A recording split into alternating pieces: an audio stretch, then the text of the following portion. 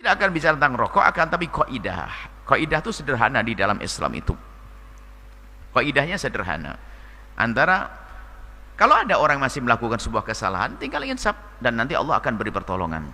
Jadi gini loh, dalam Islam itu kan misalnya ada, kalau ada yang bertanya, ada sebuah warung, kalau menjual sesuatu, tolong Anda jangan menjual sesuatu yang membuat orang lain sakit dong, membuat orang lain rusak.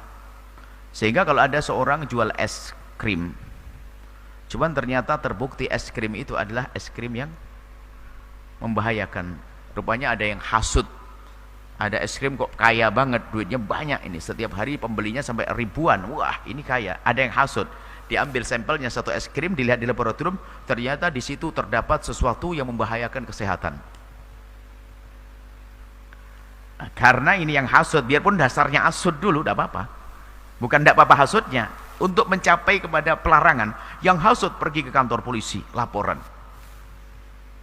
Kantor polisi akan menangkap karena ini membawa sesuatu yang menjadikan orang sakit. Kantor polisi nggak akan terlalu kuat kalau saya hanya larang, nanti orang masih saja menyalahkan, mau enak kok. Maka langsung hubungi dengan majelis ulama.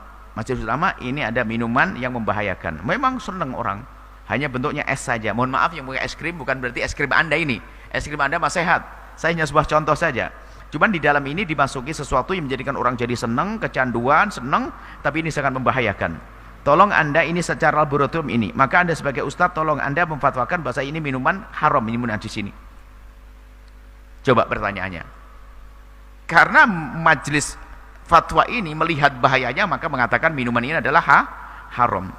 Apakah dia disalahkan yang demikian? Demi kemaslahatan umat. Kalau tidak dibegitukan, orang tetap minum. Polisi pun melarang, apakah disalahkan polisi? Mau menjaga kemaslahatan umat. Hal yang demikian itu sederhana. Jadi memang kalau ada indikasi membahayakan, sah untuk dikatakan itu adalah nggak boleh menurut undang-undang negara, sekaligus fatwa ulama juga sah. Karena apa? Dalam Al-Quran dikatakan bahasanya, wala tulqu bi'aidikum ila tahlukati, kamu tidak boleh melakukan sesuatu yang menjadikan dirimu hancur. Hancur beneran atau hancur setengah hancur, atau nggak baik, itu saja. Itu sudah nggak boleh. Selesai. Sekarang pertanyaannya, apa kabar bagaimana kabarmu wahai rokok? Apa kata dokter? Tanyakan pada dokter. Saya tidak bicara. Mungkin ada yang merokok di sini, Anda cukup senyum saja, Anda tanyakan pada dokter, selesai. Apa kata dokter? Apakah dokter mengatakan ini ada vitamin 17? Atau kemudian ini? Tanyakan dokter. Kemudian sederhana, itu saja. Jadi kita perlu namanya keinsyafan. Adapun masalah susah meninggalkan, itu babnya bukan masalah itu. Ada candu di dalamnya. Sehingga yang merokok itu sendiri banyak dia ingin meninggalkannya dan ngerti kalau itu nggak boleh, nggak bagus. Cuman ada kecanduannya, maka lu proses. Sehingga saya tidak berani mencaci orang yang merokok. Akan tapi saya himbau, ketahuilah, janganlah merokok. Mending ya, pelan-pelan lah. Saya tidak akan marah-marah dengan perokok. Karena apa? Kata pengakuan perokok itu menghilangkan rokok susah. Sampai kata mending lapar daripada tidak merokok. Karena ada candunya di situ. Cuman hukumnya dia sudah ngerti loh ya. Hari ini pun Anda sudah paham yang ngerokok, bahasa itu nggak baik. Buktinya anak kecil Anda waktu ngerokok Anda marah-marah. Jadi kalau tiba-tiba ada orang ngasih rokok kepada anak Anda juga nggak terima. Kalau memang itu vitamin, mending Anda terima kasih kan gitu ya. Jadi sebetulnya ini sangat sederhana. Cuman permasalahan kecanduan, candu, dan kecanduan ada hubungan dengan hawa nafsu. Sehingga kalau dikritik marah, jangan main kata haram dak nih. Padahal hati kecil yang ngomong nggak mau loh. Nah itu. Jadi ini perlu kita sedikit tenang urusan rokok. Bagi Anda yang merokok, mintalah kepada Allah, ya Allah jadikan kesenangan bukan di rokok, didegan, makan tebu, itu aja lah. Jadi dirubah nanti. Kalau sudah dirubah oleh Allah mah gampang. Tentunya Anda pun juga terlalu mencaci maki orang yang demikian itu.